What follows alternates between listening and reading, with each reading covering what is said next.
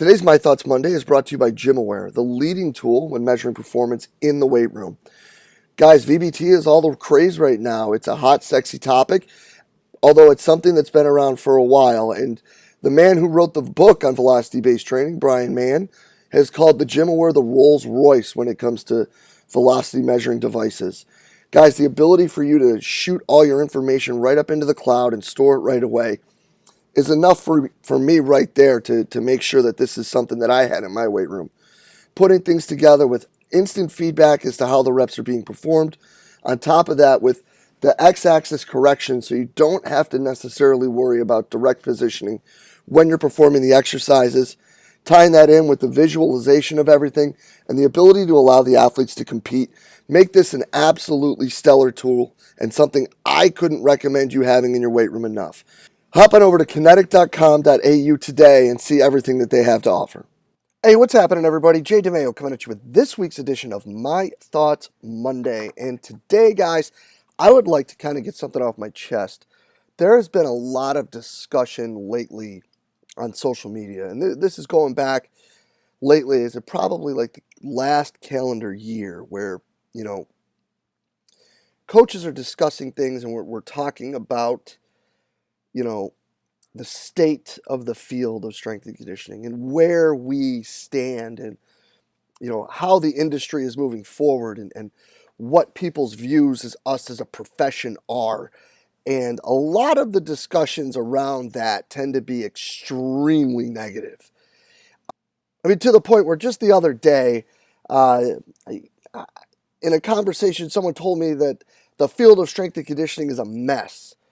And I'm just going to be honest. There's a statement that I probably couldn't disagree with more than the field of strength and conditioning is a mess. And I'd like to really talk about that and where I see us and where I see us going and what I feel the future is along with the present. Because, I've been really fortunate. I've been in the field for 20 years. Got to start out as an undergrad coaching at SUNY Cortland. And I've been able to be kind of in the mix and in the trenches for a while. And I've also been really lucky to be in the same position for 15 years. So I've seen the evolution to where we have come firsthand by really being fortunate enough to be in one spot. And to say that we're in a situation where the field is a mess would tell me that things are all discombobulated and they're going all over the place and we have problems with all of this stuff, but really, if we compare where we are to where we were, I think we would say the exact opposite. So when I got here in 2004, this staff was 3 total people. There was the director, an assistant, and myself. The director had all of the responsibilities when it came to administration, and we know how fun that can be. Adding that in, he had everything with football, including travel, and he also had one other sport. He had men's golf. The assistant then had men's basketball, women's lacrosse, and baseball. So that person had 4 teams, 4 really involved teams. One, you could argue, men's basketball is the premier sport at this institution, and at the time, baseball was like rock stars. So, it's a lot to ask somebody. And then we get to the position I had, which was it would be our part-time position. Back then, it was called a paid internship or restricted earnings position, which have been, I don't know if they've been boycotted or made illegal or we've just been told we can't call them that anymore, but that's what it was. And that position at the time had men's soccer, field hockey, women's swimming and diving, men's tennis, women's tennis, and assisted with everything football, and also had women's golf and worked with all of those other sports. So we had a little help from a track coach. She did track and field and cross country, and she did women's soccer. But we were all there to help her as well. So that's 6 teams that I was directly responsible for, plus assisting football, plus doing my best to assist women's soccer and track and field, and men's basketball and women's basketball and baseball and women's lacrosse.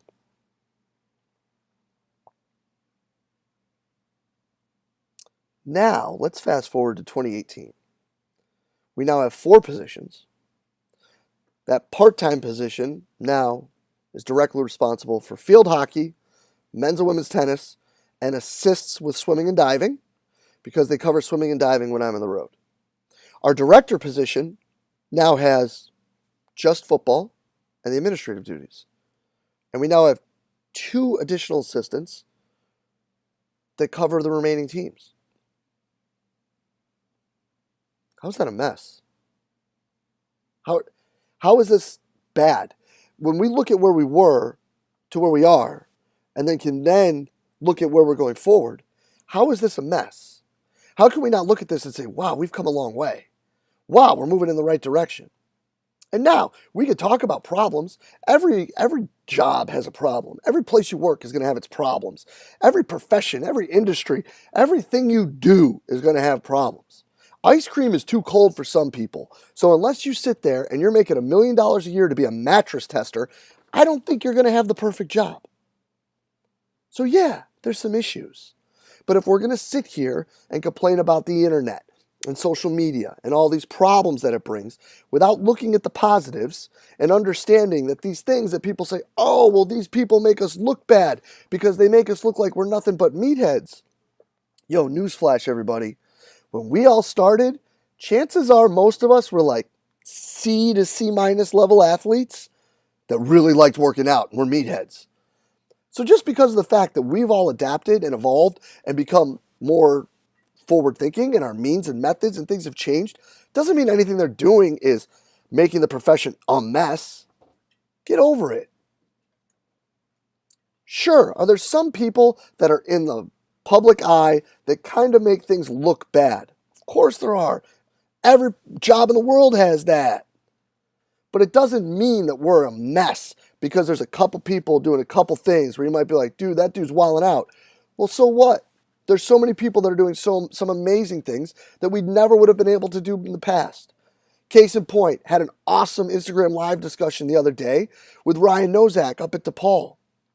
They're sitting there doing all this amazing stuff with force stacks, looking at mid-thigh pulls and counter movement jumps, RSI mods and power outputs and how they're, evolving through different training blocks and all of these things. And if there's correlations and connections to different physical testings and performance testings.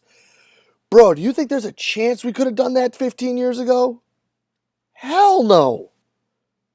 Dude, we had to come in on Sunday to do our programming and to do our paperwork and to actually read something because 3 days a week, I was running groups from 5:30 in the morning when I had swimming and diving until my last group ended at 7:30 at night, every hour on the hour, and eat lunch while I'm coaching. You couldn't do anything to move better. That's why we worked out on Sundays. Because we could come in, we get our programming done, our paperwork done, and then we could train because there was nobody there to bug us. So to sit here and say that we are in this bad place and all of these things are awful, it's not the case. We're moving forward. And to sit here and blame other things for our problems and having this like victim mentality is even worse. It's not sport coaches' fault that we have issues. We should be thanking sport coaches for bringing us in and for having our back and for bringing coaches along and building positions that are for specific teams and bringing coaches with them to increase salaries and increase the number of employees in institutions. Like, let's stop sitting here and being like, oh, there's all these problems and oh, the whole thing's a mess and oh, nothing's this. Dude, get over it. If you're not going to come up and give me what problems really are, and you're not going to sit down and be able to have solutions, then just be quiet. You're not helping. But if you want to come up with things that are actually wrong, and you want to sit down and talk about ways that we can get the ball rolling to keep things moving forward so that we can keep paving the road forward that those awesome coaches before us paved for us, then there's a seat for you at my table any day of the week. Come on over. Let's sit. Let's talk. And let's find better ways that we can move the profession forward other than getting on social media and being like, oh no, the sky is falling. Everything's a mess. You want to clean up the mess? Start at your own feet. Clean up around yourself and figure out what's wrong and help everyone else clean up their mess too. Whew. Good talk, guys. I feel better. Appreciate that. So as always, guys, thanks for everything you do for us here at Central Virginia Sport Performance. Thanks for everything you do for us here in the field of strength and conditioning. Keep fighting the good fight. I appreciate you. We'll be back next week with another My Thoughts Monday. I'll see you then.